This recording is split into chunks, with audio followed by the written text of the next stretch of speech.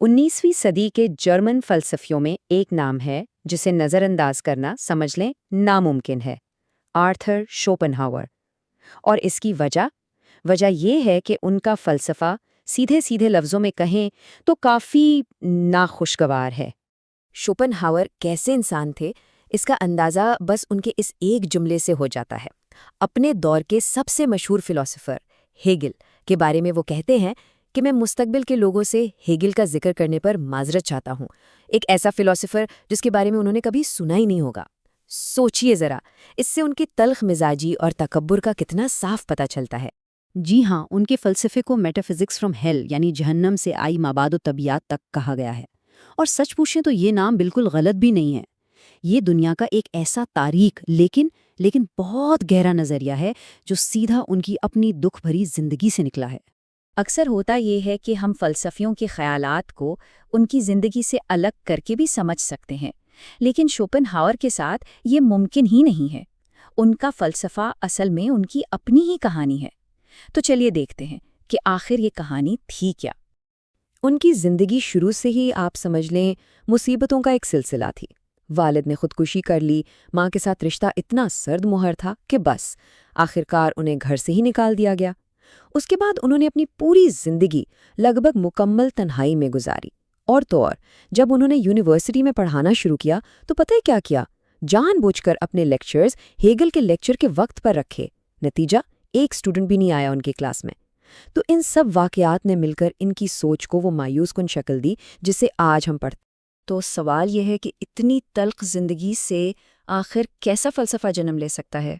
देखें, शोपेनहावर अपने फ़लसफ़े की शुरुआत एक और अजीम जर्मन फ़िलोसोफर इमैनुएल कांट के ख़यालात से करते हैं, लेकिन वो कांट के ख़्याल को लेते हैं और उसे एक बिल्कुल नई और कहीं ज़्यादा खौफनाक सिमत में मोड़ देते हैं।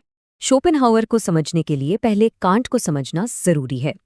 कांट से पहले ह्यूम जैसे फिलसाफी सोचते थे कि हमारा जहन एक खाली स्लेट जैसा है जिस पर दुनिया अपने तजुर्बात लिखती है। लेकिन कांट ने कहा नहीं, ऐसा बिल्कुल नहीं है। उनके मुताबिक हमारा जहन एक फ़ाल मेहमार की तरह है जो बाहर से आने वाली मालूमातों को अपनी अंदरूनी साख्त जैसे स्पेस और टाइम के कवानीन के मुताबिक ढालता है। इसका मतलब क्या हुआ? मतलब ये कि हम दुनिया को वैसी नहीं देखते जैसी वो असल में है। बिल्कुल नहीं, हम उसे अपने जहन की बनी हुई ऐनक से देखते हैं। कांट के मुताबिक ये बिल्कुल ऐसा है जैसे हम एक कमरे में कैद हैं और दुनिया को सिर्फ एक खिड़की से देख सकते हैं।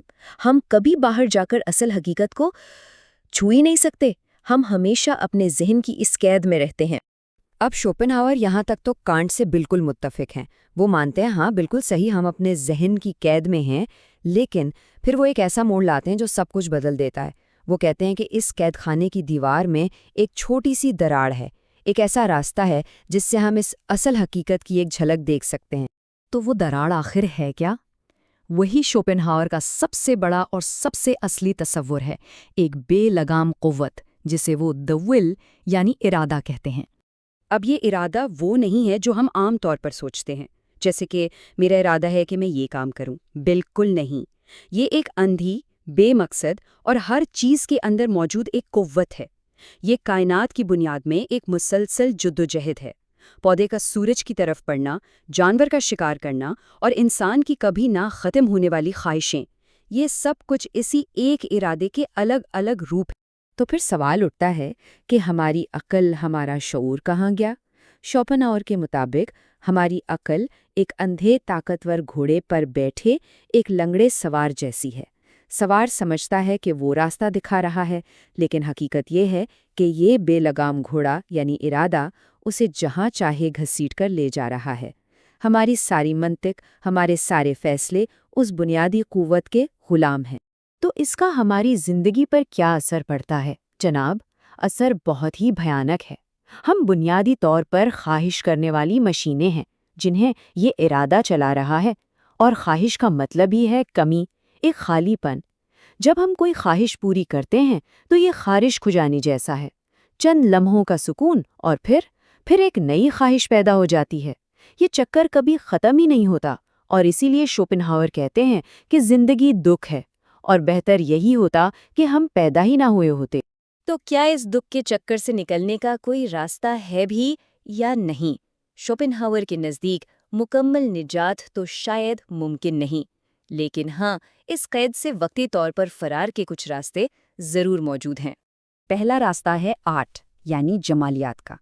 جب ہم کسی پینٹنگ میں کھو جاتے ہیں یا کوئی موسیقی سنتے ہیں تو کچھ لمحوں کے لیے ہم اپنی خواہشات، اپنی میں کو بھول جاتے ہیں۔ ہم صرف ایک خالص مشاہد بن جاتے ہیں، اور موسیقی تو ان کے خیال میں خود اس کائناتی ارادے کی براہ راست نقل ہے۔ دوسرا راستہ ہے اخلاقیات کا یعنی ہمدردی۔ جب ہم کسی دوسرے کے دکھ کو اتنی شدت سے محسوس کرتے ہیں کہ اپنی انا کی دیواریں ٹوٹ جاتی ہیں تو ہم سمجھ جاتے ہیں کہ اصل میں ہم سب ایک ہی دکھ میں شریک ہیں۔ لیکن یہ سب تو وقتی یعنی عارضی حل تھے۔ ایک زیادہ مستقل حل کے لیے شوپنہاور ایک انتہائی راستہ بتاتے ہیں، ترک دنیا اور تصوف، یعنی اپنی تمام خواہشات کو ختم کر دینا، اپنے اندر کے ارادے کو ہی مکمل طور پر فنا کر دینا۔ ان کے نزدیک یہی انسانی زندگی کی سب سے بلند اور سب سے پرسکون حالت تھی۔ اب شاید یہ سوال ذہن میں آئے کہ اتنا مایوس کن فلسفہ آخر پڑھے گا کون؟ لیکن حیرانی کی بات یہ ہے کہ شوپنہاور کا فلسفہ جدید سوچ پر سب سے زیادہ اثر انداز ہونے والے فلسفوں میں سے ایک ہے۔ چلیے دیکھتے ہیں کہ اس کی اصل میں راز کیا ہے۔ ذرا ان کے ارادے کے تصور پر غور کریں۔ یہی تصور آگے چل کر نیچے کے ہاں قوت کا ارادہ یا ول ٹو پاور بن گیا، اور پھر سگمنڈ فرائیڈ نے اسی خیال کو ایک سائنسی زبان دے کر لاشعور یا دی اڈ کا نظریہ پیش کیا۔